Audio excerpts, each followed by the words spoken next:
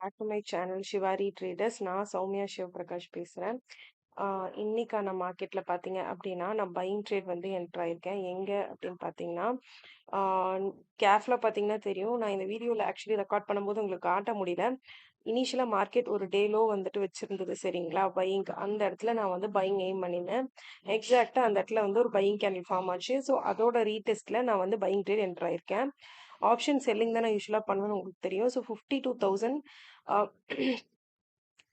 BE வந்து செல் பண்ணியிருக்கேன். என்ன ப்ரைஸ்க்குன்னு பார்த்தீங்கன்னா 877 ருபீஸ்க்கு பார்த்தீங்கன்னாவே உங்களுக்கு தெரியும். ஸோ பொசிஷன்ஸ் வந்துட்டு எடுத்ததுலேருந்தே ப்ராஃபிட்டில் தான் போகுது. உங்களுக்கு ஆர்டர் புக் வந்துட்டு ஒரு செகண்ட் பார்த்தீங்கன்னா உங்களுக்கு காட்டுறேன் பாருங்க. உங்களுக்கு ஆர்டர் புக் பார்த்தாவே தெரியும். 52,000 பிஇ வந்து நான் செல் பண்ணியிருக்கேன். என்ன ப்ரைஸ்க்கு அப்படின்னு பார்த்தீங்கன்னா ஆல்ரெடி சொன்னதான் 877 ருபீஸ்க்கு. ஸ்டாப் லாஸ் 30 பாயிண்ட்ஸ் ஆல்மோஸ்ட் வச்சுருக்கேன். இந்த ட்ரேடில் நான் பெரிய ப்ராஃபிட் ஒன்றும் எய்ம் பண்ணல. ஏன்னா மந்த் எண்ட் ஆயிடுச்சு. ஸோ பெரிய க்ரீடினஸ்லாம் இல்லை.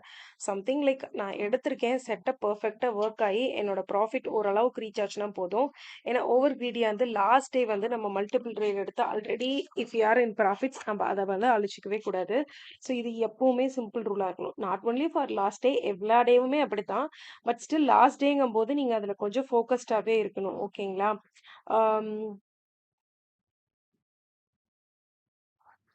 ஸோ நான் முன்னாடி சொன்னது தான், லாஸ்ட் டே அப்படிங்கிறது கிடையாது. பட் ஸ்டில் எவ்ரி டே வந்து நீங்கள் to be in profits first பாருங்கள். நான் அதுக்காக வந்துட்டு ஒன்றுமே எடுக்காமல் சின்ன சின்ன பாயிண்ட்ஸ் 10 பாயிண்ட்ஸ் 20 பாயிண்ட்ஸ் புக் பண்ணோம் அப்படின்னு சொல்ல. பட் ஒன்ஸ் உங்களோட ரிஸ்க் டு ரிவார்ட் மீட் ஆகுது, இல்லை உங்களோட அக்யூரசி லெவல் ஹையாக இருக்குது அப்படின்னு உங்களுக்கு தெரிஞ்சதுன்னா பெட்டர் வந்து நீங்கள் ப்ராஃபிட்ஸ் புக் பண்ண ட்ரை பண்ணுங்க. செகண்ட் வந்து மல்டிபிள் ட்ரேட்ஸ் எடுக்கிறத குறைச்சிக்கோங்க. ஏன்னா குறைக்கும் போது மட்டும்தான் நம்ம வந்து மார்க்கெட்டில் சஸ்டெயின் ஆக முடியும். அப்புறம் இன்னொரு வாட்டி சொல்கிறேன், no magical strategy works every time. Only probability based தான் ட்ரேடிங் போகும். ஸோ உங்களோட செட்டப் எவ்வளோ ப்ராபபிலிட்டி இருக்குது அப்படின்னு சொல்லிட்டு பாருங்கள். என்னோட செட்டப்க்கு வந்து இந்த மார்க்கெட்டில் நான் வந்துட்டு ஃபார்வர்ட் டெஸ்ட் பண்ணி பேக் டெஸ்ட் பண்ணி எல்லாமே பண்ணதில் 80 to 85% அக்யூரசி கிடைக்குது. ஸோ என்னோட ப்ராஃபிட்ஸ் என்னவா இருந்தாலும் என்னோட அக்யூரசினாலே நான் ப்ராஃபிட்டில் முடிக்க முடியுது. ஸோ அதுக்கு பெஸ்ட் எக்ஸாம்பிள் இந்த மந்த் எண்டோட ப்ராஃபிட் வந்து உங்களுக்கு நான் போஸ்ட் பண்ணுறேன். நாளைக்கு கண்டிப்பாக அந்த வீடியோவையும் மறக்காமல் பாருங்கள். ஸோ தட் உங்களுக்கு புரியும். ஒன்ஸ் நீங்கள் ப்ராஃபிட்டபிள் ஆகிட்டீங்க அப்படின்னா மார்க்கெட்டில் ஒரு ப்ரோ ட்ரேடர் மாதிரி யோசிக்கணும். Market keeps changing, market keeps teaching you lesson. பார்த்தீங்கன்னா நான் ப்ராஃபிட்டபிள் ஆகி நான் உங்களுக்கு எல்லாமே லைவ் ட்ரேட்ஸ் போட்டுகிட்டே இருந்தேன். எவ்ரி மந்த் ப்ராஃபிட்ஸ் காட்டிக்கிட்டே தான் இருந்தேன். பட் நான் சொல்லியிருக்கேன் ஆல்ரெடி மார்க்கெட்ஸில் நிறைய வருஷமாக இருக்கேன். பட் ஸ்டில் சடனாக பார்த்தீங்கன்னா நவம்பரில் வந்து கவர்மெண்ட் போட்ட ஜியோங்காட்டி மார்க்கெட்ஸில் வந்து டைனமிக்காக ஒரு சேஞ்சஸ் வந்துருச்சு. ஸோ அந்த ஒரு 2 மந்த்ஸ் ஸ்ட்ரகிள் ஆனாலுமே நீங்கள் ஒரு ப்ரோ ட்ரேடர் மாதிரி திரும்ப மார்க்கெட்டில் என்ன செட்டப் லாஜிக்ன்றதை கண்டுபிடிச்சிங்கன்னா யூ கேன் ஈஸிலி குட் எனஃபாக வந்து நீங்கள் திரும்ப ப்ராஃபிட்டபிள் ஆயிடலாம். ஒரு பெரிய விஷயம்லாம் இல்ல. ப்ராஃபிட்டபிள் ஆகுறதுன்னு கிடையாது. ஆல்ரெடி நீங்க ப்ராஃபிட்டபிள் ட்ரேடர் தான். பட் நீங்க ஆல்ரெடி வச்சிருக்க ப்ராஃபிட்ஸ நீங்க லூஸ் பண்ணவே கூடாது. நான் சொல்றேன், நான் அதுக்கு முன்னாடி ப்ராஃபிட்டபிளா இருந்து என்ன ப்ராஃபிட்ஸ் வச்சிருந்தேனோ, அந்த ப்ராஃபிட்ஸ நான் அழிக்கவே இல்ல. அதுல ஒரு மேபி பார்த்தீங்கன்னா, ஒரு 5 to 10% வந்துட்டு லாஸ் ஆயிருக்கலாம். இந்த 2 மந்த்ஸ்ல. அதுக்கப்புறம் திரும்பவும் நான் வந்து அத ரீகெயின் பண்ணிட்டேன். ஆல்மோஸ்ட் லாஸ்ட் மந்த்ல பார்த்தீங்கன்னா, current to current like 199 rupees தான் லாஸ்ட்ல காட்டியிருந்தேன். உங்களுக்கே தெரியும்.